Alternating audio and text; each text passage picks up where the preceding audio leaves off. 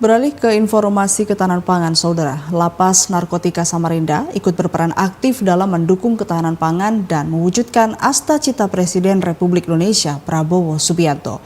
Adapun program ketahanan pangan ini dilakukan dengan memanfaatkan lahan yang ada untuk digunakan sebagai sarana pertanian, perkebunan, dan juga perikanan. Informasi selengkapnya akan disampaikan oleh reporter TVRI Kaltim Dimpo Sinaga berikut ini. Sejumlah upaya terus dilakukan untuk mewujudkan ketahanan pangan dan juga mewujudkan Asta-Cita Presiden Republik Indonesia Prabowo Subianto. Hal ini juga dilakukan oleh Lapas Narkotika Samarinda. Dan saat ini sudah hadir bersama dengan saya, Kalapas Narkotika Samarinda, Bapak Theo Adrianus Purba. Pak, terkait dengan Asta-Cita Presiden Republik Indonesia Prabowo Subianto yang mengatakan bahwa ketahanan pangan ini harus segera diwujudkan untuk mendukung Indonesia dalam mempersiapkan swasembada pangan. Saat ini sejauh ini apa saja yang sudah dilakukan oleh Lapas Narkotika Samarinda? Baik, terima kasih Bang Sinaga atas waktunya. Jadi kami dari Lapas Narkotika Samarinda izin menjelaskan sedikit gambaran bahwa Lapas Narkotika ini berada di kota Samarinda, di Kecamatan Samarinda Utara dengan luas kurang lebih sekitar 7,3 hektar. Dari luasan 7,3 hektar itu 3.000 meter kurang lebihnya itu kami manfaatkan sebagai area pertanian dan peternakan tadi. Dan Lapas tentunya dalam tugas fungsinya sebagai lembaga yang melaksanakan pembinaan kepada warga binaan, tentu saja selama ini juga akan melaksanakan kegiatan pelatihan pertanian, peternakan, handicraft dan sebagainya. Nah, ditambah lagi dengan asta-citanya Bapak Presiden Prabowo Subianto, nah kami dari pihak Lapas Narkotika tentunya akan sangat mendukung dan coba memaksimalkan bagaimana mendukung ketahanan pangan terkhusus di kota Samarinda dengan memberdayakan warga binaan dan lahan yang tersedia. Dan salah satu bentuknya bisa kami jelaskan ini seperti yang kita berada di tempat ini sekarang, ini pertanian sistem smart farm ya, dengan sistem teknologi, jadi semua sudah serba auto. Nah, kita juga di tempat ini ada menanam kurang lebih di dalam polybag itu dengan media coconut feed ada sekitar 450 pot cabai. Ya, apalagi kita semua tahu butuh cabai kita ini kan.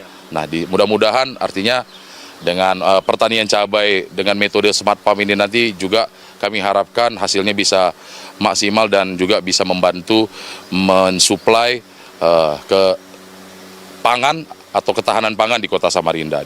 Di lain itu kami juga melakukan pertanian penanaman terong, kangkung darat atau kangkung akar, ada juga daun singkong, termasuk juga tadi kita lihat ada cabai rawit juga di sisi lain.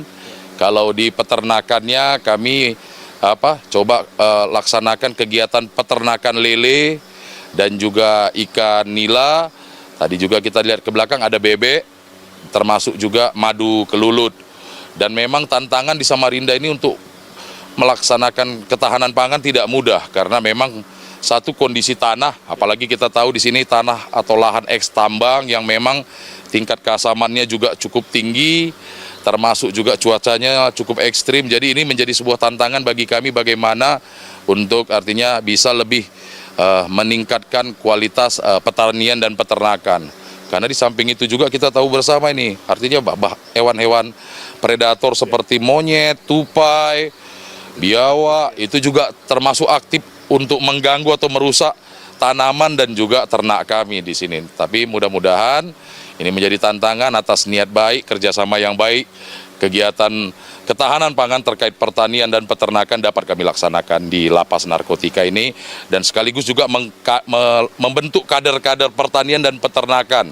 Semoga nanti warga binaan yang kembali dari lapas ini ke tengah masyarakat bisa mengembangkan bekal yang sudah diterima selama melaksanakan pembinaan di sini. Terima kasih. Baik. Bagaimana dengan keterlibatan WBP di sini?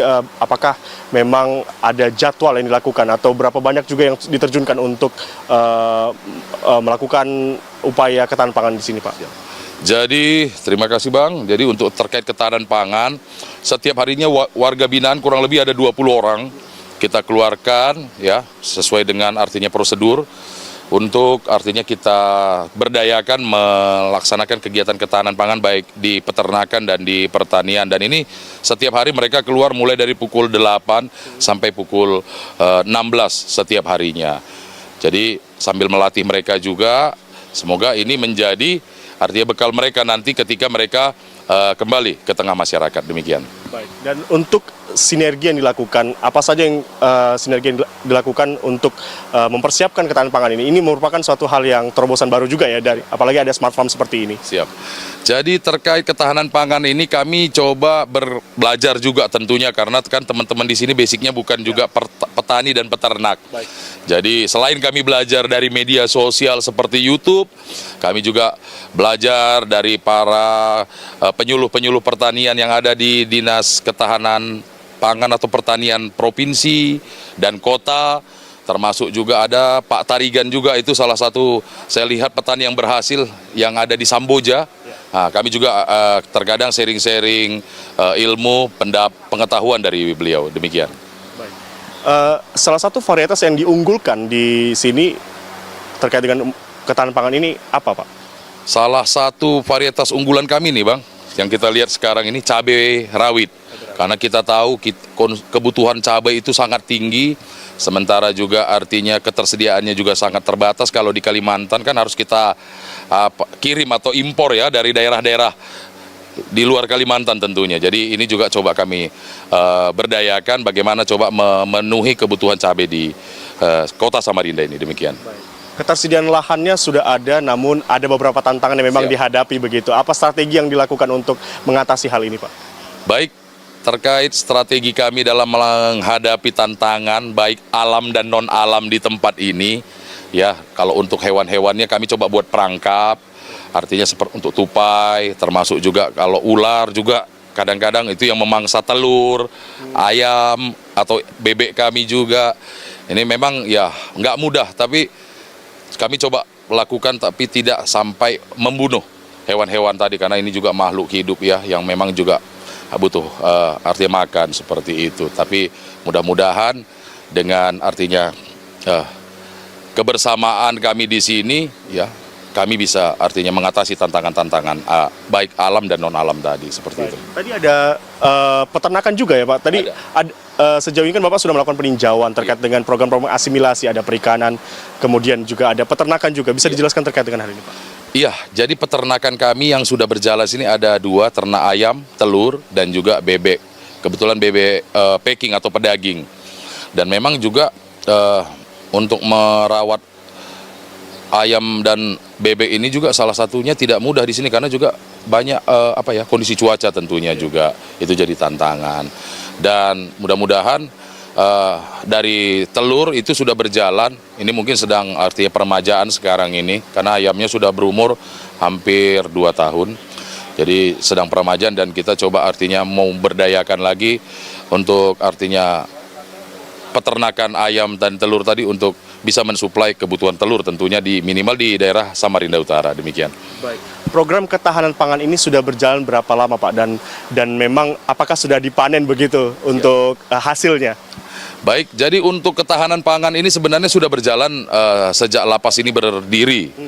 Namun juga ya karena tantangan yang begitu berat, termasuk kondisi sumber daya dan sebagainya, ini mungkin seperti kurang maksimal. Nah, 6 bulan ini kita coba maksimalkan, termasuk juga kita koordinasi dengan PJ Gubernur di provinsi. Nah, di November kemarin kita dapat hibah ini, bangunan ini Smart Farm untuk mendukung ketahanan pangan dan juga sebagai program pembinaan bagi warga binaan untuk mengkader agen-agen atau kader-kader pertanian di Kota Samarinda, demikian. Jadi hal ini juga mendapat respon dari pemerintah, Pemprov Kaltim ya, Pak ya? Sangat didukung oleh Bapak PJ Gubernur. Terima kasih Pak PJ atas dukungannya, atas hibah Nurseri atau Smart Farm yang sangat baik, yang juga menjadi satu wadah untuk belajar bagi kami. Terima kasih. Baik. Terakhir, apa harapannya untuk mewujudkan program ketahanan pangan ini? Khususnya memang di daerah yang lahannya sudah cukup luas ya, Pak, 3.000 hektar. 3.000 meter. 3.000 meter. Ini apa harapannya untuk WBP sini? Harapan kami kepada warga binaan yang sementara ini harus menjalani masa pidana sebagai konsekuensi dari pelanggaran hukum yang dilakukan. Jadi ini menjadi momentum yang sangat baik untuk belajar introspeksi diri, meningkatkan keimanan, ketakwaan, termasuk juga belajar mengendalikan diri dan mengikuti aktif program pembinaan termasuk juga di kegiatan kerja khususnya di pertanian dan juga di peternakan, sehingga nantinya ini menjadi bekal bagi warga binaan, apalagi di tempat kita khusus ini warga binaan narkoba yang jumlahnya 1062 orang, bukan jumlah yang sedikit. Ini coba kita lakukan pembinaan dan mudah-mudahan harapan kami dengan pembinaan yang mereka jalani dengan tulus ikhlas, ketika mereka kembali ke tengah masyarakat, mereka bisa punya bekal dan bisa berperan aktif dan produktif di tengah masyarakat untuk bagaimana bisa menumbuhkan ekonomi baik di keluarga dan di tengah-tengah masyarakat. Demikian. Baik, terima kasih Pak sudah membagikan informasi yang sangat luar biasa bagi kita hari ini. Dan saudara, memang dari Lapas Narkotika Samarinda ini selain memang sebagai tempat untuk memberdayakan warga binaan, Lapas Narkotika Samarinda juga mewujudkan program ketahanan pangan yang juga menjadi astacita Presiden Republik Indonesia Prabowo Subianto. Demikian yang dapat kami laporkan dari Lapas Narkotika Samarinda. Dimpo Sinaga selaku reporter TVRI Kaltim dan juga kameramen Maji.